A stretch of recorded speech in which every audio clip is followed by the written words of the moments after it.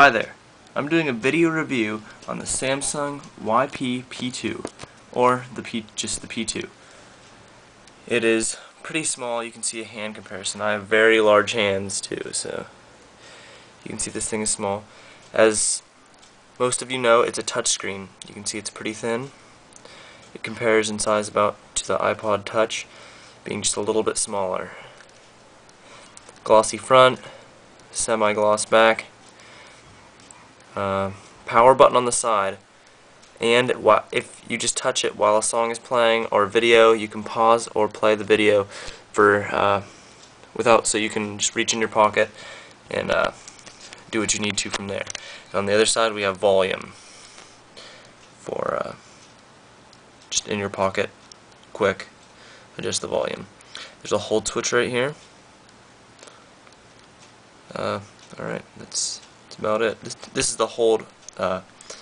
This tells you whether the hold is on or not. If you touch the screen and it flashes red, you know that the system is on, but the hold is binding it. On top you have a wrist strap slot. Put your wrist there. You have a connector there. It's not mini USB. It's a proprietary Samsung connector, and your headphone jack right there. Alright, let's fire this thing up.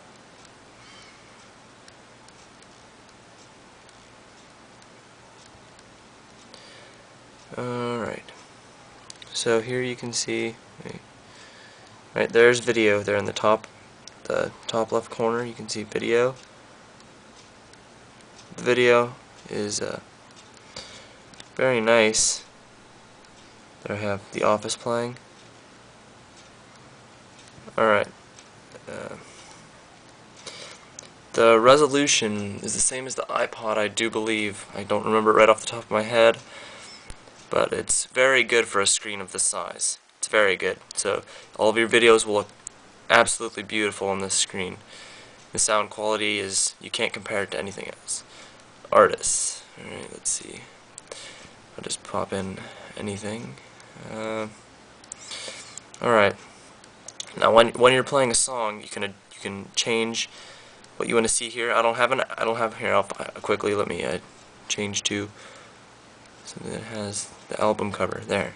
The album cover pops up on this thing. It's there. You can see how big it is. You can change what you're viewing. Play, pause. Okay, you get it. All right. So then you can change the DNSE, and what that does is changes the bass, the clarity, and other things like that to adjust it to your specific music style. Like normal, I keep it on studio because I think that has the best sound. It's all based on opinion or what you're listening to. So that has a big effect on it. You can choose by artists, albums, songs, genres, or you can create a playlist with up to 200 songs on it. Let's see. Alright, the pictures. The pictures look great on this thing. Great. The resolution is awesome. You probably can't see it very good from this video, but the resolution is unbeatable. It just looks great. Show another picture quick. It's fabulous. Alright. So, now it also has an FM radio. I do not have the next Blueware update for this thing, but it's going to enable radio recording as well as voice recording. So then you can get datacast. That's pretty much like podcasts. The Prime Pack. Soon they will have games enabled on this thing. Right now it has text. You can read text like a README file straight off your computer. You can set an alarm because some people like to sleep with their MP3 players. It has a calendar, address book, and a world clock, and a calculator on the next update. The file browser, just in case you get files mixed up, not in the right place, you can put it on your you can search for it on your file browser. Bluetooth. This is a very interesting feature. Here, I'll just turn Bluetooth on for you. The Bluetooth enables you to connect it to either a phone that has Bluetooth enabled or a headset that has a Bluetooth headset. This would be useful if you're like playing basketball or something at the local park or something like that. You could turn the Bluetooth headset on and you could just set the P2 down on the bench and listen to your music without wires or anything like that.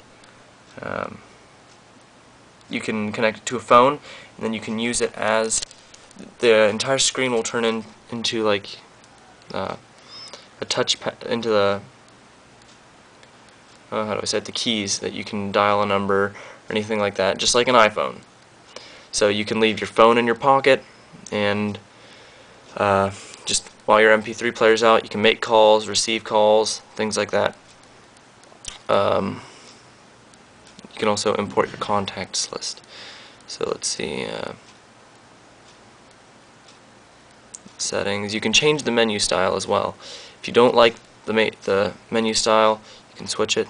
Go with My Skins, and you can choose a picture for your background. And at the bottom, it'll have the little scroll. Let's see here. Let's see. I think go like this. Alright, what's on? Yeah, anyway. Yeah, like that. You can see how it's switching. I like the matrix because, as you just saw, it's probably a little bit more, you can go through it a lot quicker. It seems like that's a bit sluggish. The other one the default one is Cosmos. It's a very neat implementation of the touchscreen, as you can scroll through it like that. Very visually appealing. Very nice. Alright. But as for me, I'm just going to stick to the matrix. They're coming out with different ones too, so it's not just going to be that. You can change the fonts as well. Sound, you can also, mess with the equalizer there and do whatever you need to. A volume limit. Let's see, I just missed that. Volume limit. I turned mine off just because I feel like it. You can change the brightness to whatever you feel is good for you. It'll also eat up your battery life if you're not careful. The display off. You can choose how quick you want the display to turn off on you to save battery. Language, not gonna have to mess with that too much. Maybe a one-time thing. Time, set the time in your system. It'll tell you. You can format it, set everything back to default, when the power will go off, like automatically, when it's just sitting around. Sleep mode, start mode, where it will start back up where you left off, or go back to the menu, and about, it'll tell you your firmware version. Mine is 2.08, and your memory. I have the 4 gig version, but they have an 8 gig as well, and there's soon to be a 16 gigabyte version, so that's something to look out for. This has been a video review of the P2-P2. Thank you.